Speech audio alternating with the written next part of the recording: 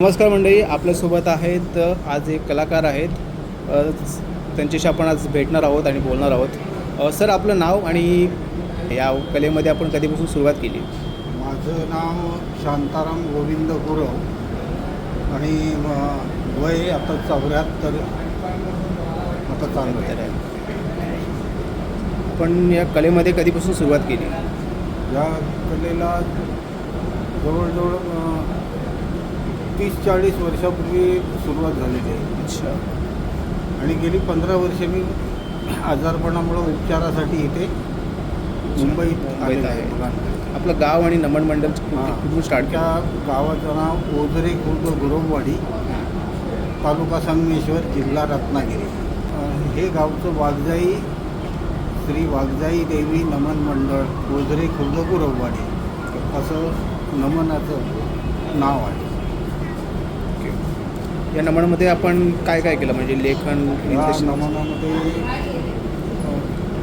ग्रंथ जे असतात म्हणजे गणेश पुराण, त्यामध्ये काही संवाद असे तयार करणं, गाणी तयार करणं, वेगवेगळ्या हिंदी मराठी चालीवर अशी गाणी त्या प्रसंगानुरूप कार्यक्रमाला साजेशी गाणी तयार करणं वेगवेगळ्या चालींवर ते असायचं. आणि लेखन म्हणजे डायलॉग वगैरे सगळं असायचं. एकंदरीत पूर्ण तुम्ही बघत होता तेव्हा पूर्ण लेखन वगैरे पूर्ण नमनाचा संच तुम्ही बघत होतात नमनाकडे, लेखन वगैरे किंवा गाणी म्हणा. तुम्ही कधी काम केलं त्या नमनामध्ये? कोणती भूमिका साकारली? नमनामध्ये मी काम केलेलं नाही, पण लोकांची इतर गावागावातून मी नाटकांचे कार्यक्रम अच्छा, नाटकांचे असे ते कार्यक्रम बसवलेले आहेत. मी एका थिएटरला तिथे लक्ष्मीनारायण नाट्य मंदिर देवरूख या ठिकाणी 19 वर्षाचा असताना जवळजवळ 58 वर्षाच्या व्यक्तीची भूमिका केलेली आहे. खूप छान अभिनय. थिएटरला नाटक होतं लक्ष्मीनारायण नाट्य मंदिर या ठिकाणी, तिथे केलं. पण इतर ठिकाणी मार्गदर्शन करणं आणि तालीम घेणं असे गावोगावी कार्यक्रम करायचा. विघ्रवणी, माळवाडी या ठिकाणी दरवर्षी नाटकं असायची आणि त्यांचं सगळं दिग्दर्शन वगैरे सगळं आमच्याकडे असायचं. कोकणातले असे जो विविध कला आहेत, असं आपण नमनाचा उद्देश केला, नाटकाचं केलं. जाकडी नृत्यसुद्धा त्या काली प्रसिद्ध होतं. त्याबद्दल आपल्याकडून जाणून घ्यायला आवडेल आम्हाला. जाकडी म्हणजे गावाला तुरेवाले आणि शक्तीवाले असे 2 विभाग असतात. असं प्रथम शक्तीवाल्यांची बाजी सुरू होणार की अर्धा पाऊण तास कार्यक्रम झाला की मग नंतर तुरेवाले. शक्तीवाले जे प्रश्न विचारतील किंवा गायन करतील त्यांची उत्तरं आपण तुरेवाल्यांनी द्यायची.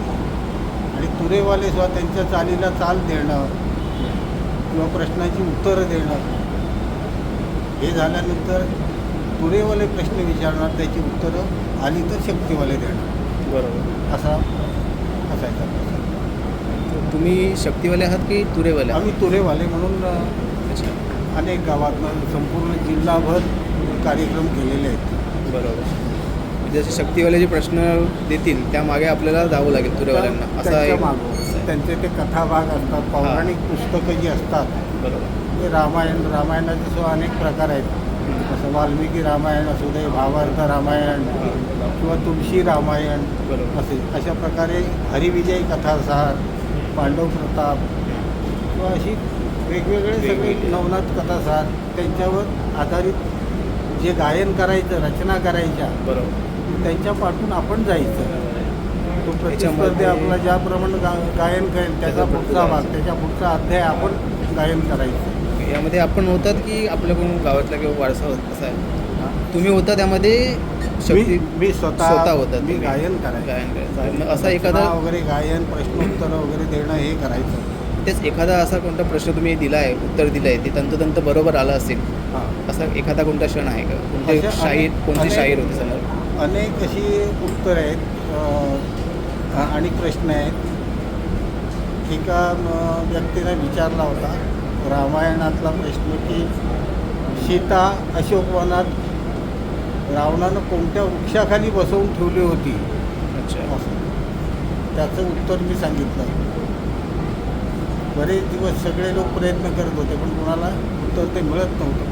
शिंशपा वृक्ष या वृक्षाखाली ती बसली होती. लोकांना वाटायचं अशोकवनात अशोक वृक्षाखाली असेल बसलेली, बरोबर पण ते शिंशपा वृक्ष असे उत्तर असे अनेक प्रसंग आहेत. बरोबर एक उदाहरणासाठी म्हणून एक बरोबर. सांगितलं. खूप छान वाटतं की आपल्याशी बोलून आणि खूप सुंदर अशी माहिती दिली. लोकांनी वाद्य ही कला आहे. वादन ऑर्गन वाजवतो, हां कॅशिओ कॅशिओ वगैरे आणि बेंजोसुद्धा वाद्य वाजवतो, ढोलकी वाद्य, मृदुंग वाद्य, अशी म्हणजे गावच्या ज्या कला आहेत ग्रामीण भागातल्या बरोबर. त्या त्या कला आपण- सगळ्या चित्रकला, चित्र काढणं हो असं. गावोगावी नोकरीच्या ठिकाणी मी कुठे गणपतीचं चित्र काढा किंवा शिवाजीचं चित्र काढा बरोबर. सांगितलं, त्याप्रमाणे चित्र काढायचं त्यावेळी तरुणपणी. बरोबर. आता नजरेनं दिसत नाही. लेन्स बसवले 35,000ची, अच्छा अच्छा पण तरी पण अच्छा तुम्ही शिक्षक सुद्धा म्हणून 38 वर्ष नोकरी केली गावाला. अच्छा. दिवसभर नोकरी, रात्री लोकांचं मनोरंजन करणं, करमणूक करणं, अशा प्रकारे हे कार्यक्रम, नाटक, भजन, जाखडी, नमन बरोबर हे सगळे प्रकार कोकणातले कोकणातले प्रकार तुम्ही कार्यक्रम हे हाताळले. हाताळले आहेत. खूप छान वाटतंय. एक शेवटचा एक प्रश्न विचारतो, जे तुम्ही आता मागील काळात केलं आहे, म्हणजे तुम्हाला अनुभव आहे, शक्तिधुरा म्हणा किंवा नमन म्हणा, मागचा भाग आणि आता जो ह्या युगातला भाग, नवीन युगातला जो चालू आहे, त्याबद्दल तुम्ही थोडक्यात सांगू शकाल? पूर्वी लोक ग्रंथ आधारे कसं म्हणजे पौराणिक भाग एखाद्यानं रामायणातला समजा 10वा अध्याय गायला तर त्याच्या पुढचा अध्याय दुसऱ्या प्रतिस्पर्ध्यानं गायचा असतो. बरोबर पण आता ते दृश्य दिसत नाही. आता लोक थोडीशी तुटपुंजी अशी माहिती मिळवतात आणि त्याच्यावरून एक नुसता प्रश्न विचारतात. पुरेशी माहिती नसली तरी पण एखादा प्रश्न कोणाला तरी अडचणीत आणायचं म्हणून प्रश्न विचारायचा. त्यांचा कथाभाग विचारला तर त्यांना माहिती नसतो.